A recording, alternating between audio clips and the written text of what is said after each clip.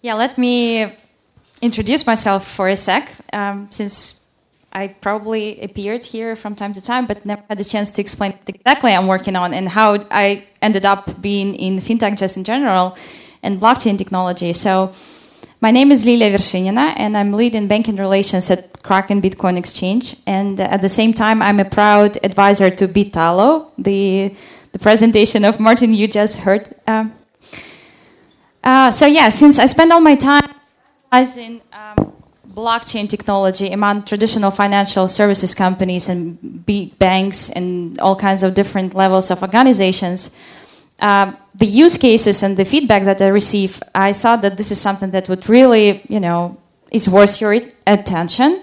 And what I start with is this microphone, is with this peer-to-peer economics term that we keep hearing more and more recent days. And this is the wonderful slide that was supposed to say that the peer-to-peer economics at the moment, this is something that we call a decentralized model where two individuals are able to exchange goods and services and pay directly without using any third-party service.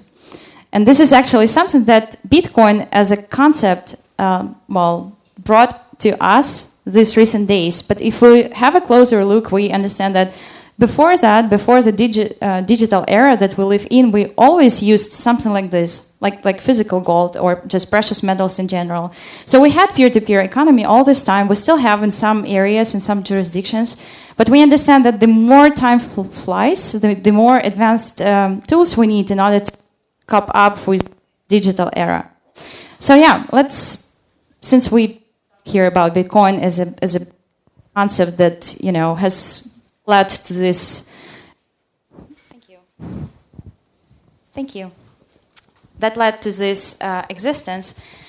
Well, there are many concerns from banking industry and financial industry towards Bitcoin, and you can see that if you ever Googled Bitcoin like a year or 2 years ago, that would be something out of that headlights that you would probably come up with. And that would be, so Bitcoin crashed, now what? And different other things. And so the point here is that some people express negative feelings, some people really praise Bitcoin, but the truth is that no one stays neutral because it's really something that is valid enough in order to impact the lives.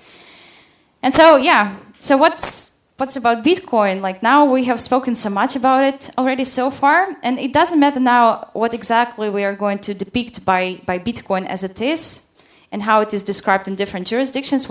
It is important that Bitcoin is supposed to be an embodiment of digital gold. So is gold useful? Sure.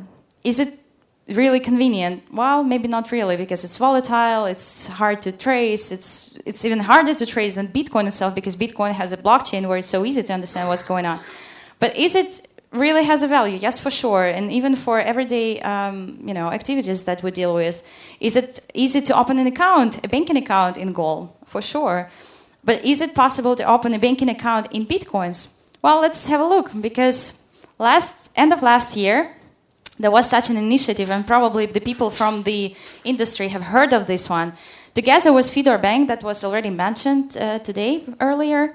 This is a German bank, digital Web 2.0 bank based in Munich, and Kraken is one of the partners from the industry.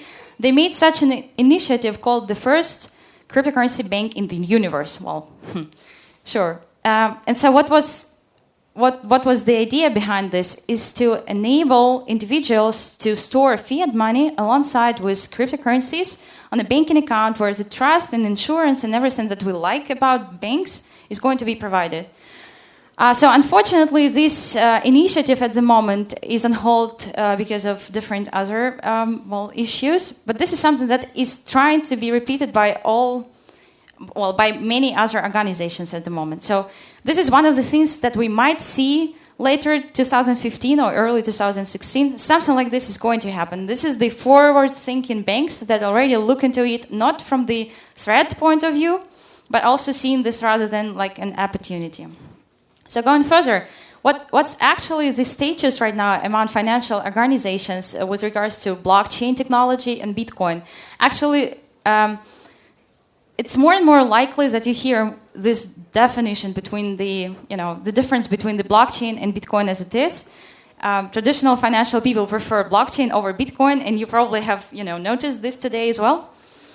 So the two problems that the customers and the banks have is the cost of the having a bank account and also the money transfer price. These are two things that everywhere in the world banks strive for solving. Yeah, and so why Bitcoin is actually important for banking as it is? Just because it gave a couple of lessons, and Yuri has already mentioned a couple of them before. I will just go briefly here. Yeah, now we know that the exact value can be transferred over the internet. Before that, it was only possible with third-party obligations. Right now, it's easy to do so instantaneously and with a high-level security. And so now we know that transactions can be peer-to-peer, as peer-to-peer economy requires us to. Now we don't need to have a third-party designated service that is going to, verify that our relationship is going to happen. And the third one is that the speed and security can be higher. The cost can be lower because you don't need to have this physical security there, and you rely on mathematics and cryptography, and this is so much more efficient. So these are all the good things that banking people and traditional financial services people really get. That's, I can tell. And so now the point is already, how can we adjust to this existing new concept? And yeah, the fact that internet needs internet money also drives it up. Because now, the speed it's all about the speed. And if you are a frequent online merchant, you understand that this is really, really crucial. So yeah, Bitcoin brought confidence that banking can be different. But in what way and how successful it's going to happen, it's actually up to community, up to all of us sitting here. Because the fact that how we radiate the knowledge about Bitcoin as it is, and how we are able to well explain what it can bring to them, that's the guarantee how we can see Bitcoin as a concept in 2 years or 3 years. Because what we actually need is having banking people step in the industry and provide the insurance and trust that they have in some kind of a marriage of this new technology and their services. These are three quotes of well-known people. The first one is the Bank of England that was mentioned today as well. This is the UBS chief executive, and the last one is from Mark Andreessen, the prominent Bitcoin investor.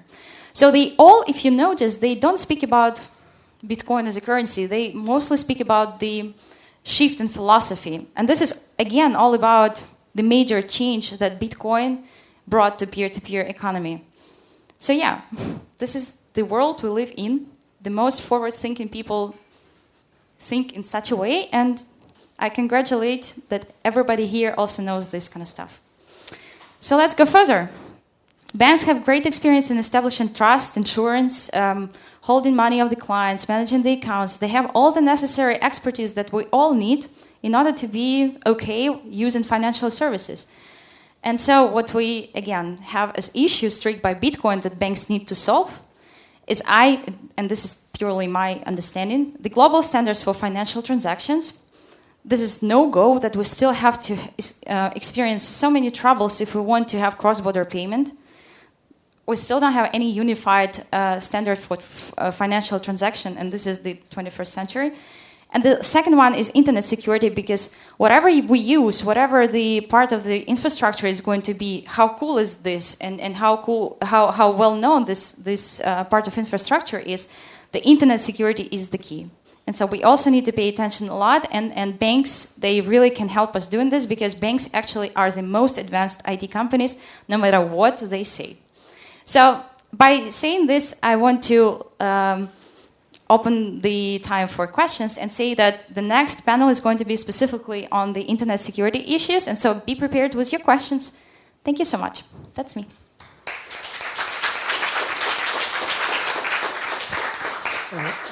Thank you very much for presentation. It's really brilliant. You compared bitcoins with gold and digital. Digital gold. I understand, and you said bitcoins has value as gold. Yes. I understand how can I use gold except financial kind of usage. Jewelry. well, I can make nickel and of gold gifted to you, and hopefully you will like it. Okay, how can I use Bitcoins except financial transactions? What kind of value it has? Well, if you just embodied the fact that you can provide a gift in a way of gold, like gold and jewelry or whatever, and you say that it's going to have value, well, if to have a closer look, the price of is also volatile, and so that the price, when you actually will need to convert the value of gold to fiat money, can be also different, and so that's going to happen with Bitcoin itself. So if you want to present Bitcoin in a physical form, you can create a certificate where you will state your public key and private key in a very secure way, and you just present it to a person that you would like to. Do you believe in your answer? Absolutely, I have this kind of stuff, so no worries. Any other questions? Fantastic, because we are running the... Do you happen to know the third quote about the 100,000 people in Manhattan? Which bank said that? No, that was Mark Andreessen who said this. Oh, okay. Yeah, from Andreessen Horowitz investment group. No. Would have been cool, actually. I thought so too, but no. Yeah. Sure, Giacomo.